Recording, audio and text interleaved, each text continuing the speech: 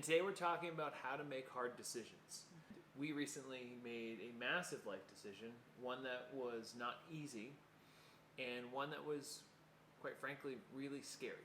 And we want to talk about how to walk yourself through your own decision-making matrix so that you can figure out what you need to do and then own that decision.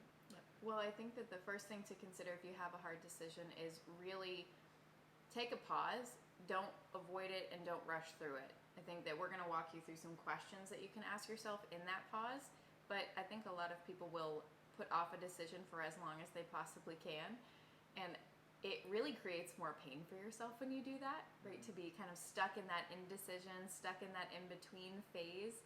And I know in our minds and hearts we might have been kind of stuck with that decision for maybe a year and a half. But when you know you have to make a decision, trying to give yourself a deadline, but then really give yourself that space to process the decision and what goes into it is really important. That's what we did. But we decided to move home. We've decided to go back to New Hampshire. We've decided that this is where our path is taking us. This is where we're meant to be. This is where, in this season of life, we want to be. I think that's the difference. Like, you start to go with the I need to be there, and then you start to work to I want to be there. There's a reason for me to be there. There's a reason for this decision to make sense. And so there's really a few key points that we leaned into to not only rationally make the decision, but to own it. Yeah, emotionally own it. To make a decision is one thing, but if you don't emotionally own the decision, or mentally and emotionally own the decision, then you almost get this feeling of remorse, where then that leads to going back on your own decision and maybe acting out of integrity or feeling insecure about what you're doing. So if you want to be in that place where you have confidence in your decisions, you can own your decisions, not just logically, but also emotionally, then here are a few things that you can ask yourself. So the first question to ask yourself is, what's my desired outcome of my life or just of the decision itself? Right? For us, it's we're moving, okay, we could move here or we could go there. Well, zooming out, what's our desired outcome? What do we want for our life? What would mean a lot to us to have in our lives? That was very helpful to start. If you don't have an outcome, you're going to be really stuck with pros and cons. What is the desired outcome of my life? What is the desired outcome of this chapter of life? What is the desired outcome of how I want to see myself? What is my purpose? And that changes the conversation from comparing these two spots and then saying, well, it really doesn't matter that much, because if my life is about leading a positive life that leaves a legacy of impact, that's full of meaning and full of joy, that I feel like I'm constantly growing and constantly able to give, well, it doesn't really matter where I am.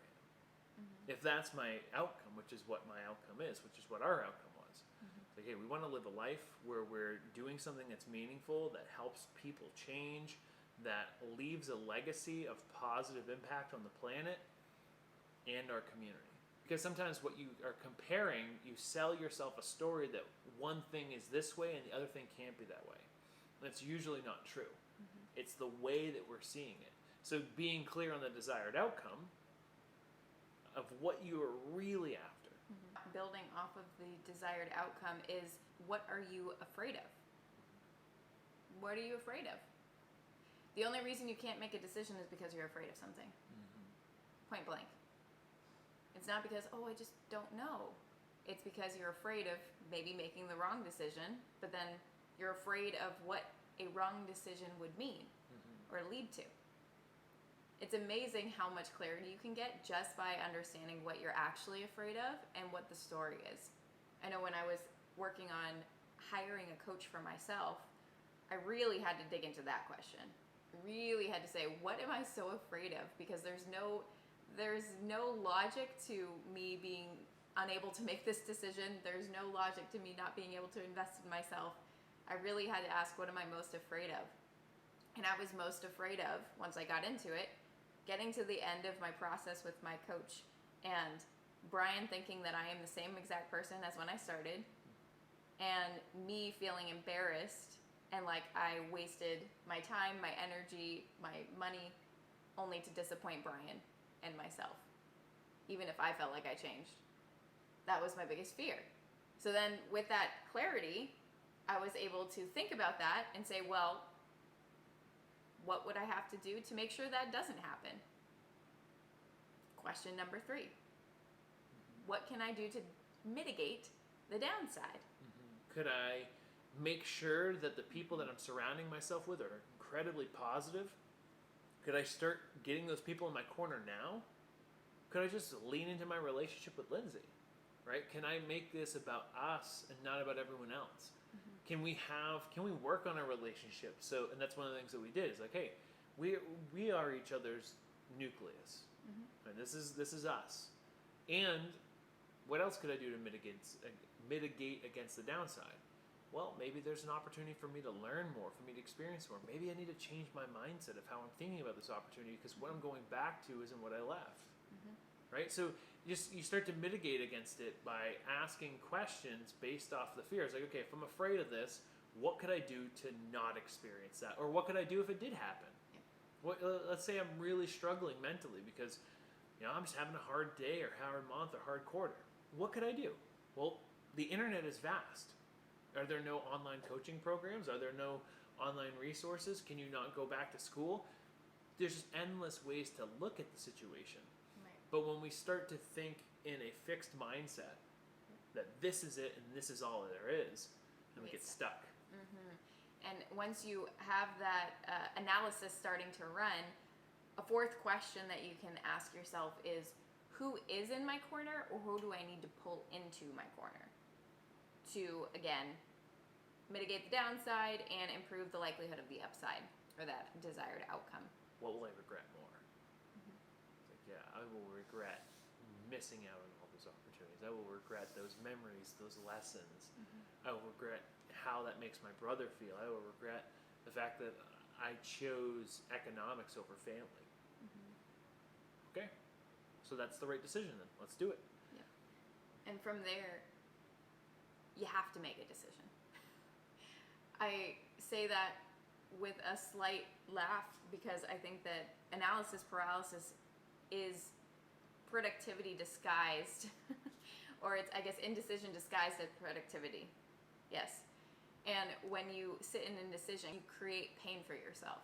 You might tell yourself, oh, I just need more time to think about it. I just need more time to think about it. I just need more time to analyze it. I need more time to look at my options. And once you give yourself the space to really write out these questions, whether it takes a day, a week, a month, however long it takes, then you have everything you need. Now, make a decision. Doesn't mean you need to make a decision about the timeline or make a decision about where you're going to go or what you're going to do, but make a decision. And when you make your decision, you are cutting off other options. So be careful, but choose wisely. Make a decision, and then from there you have to step up and own that decision. Trust that you have done the analysis, you have thought through it, you have considered the things you're afraid of, the downside, the upside, what you can do. Own the decision, cut off other ideas, and then lean in to creating that ideal outcome. Lean in to think about, and I say think about, really meditate on all of the different things that you can do to make that decision an incredible one. You have no other option. And that is really how you can go through the process of making hard decisions.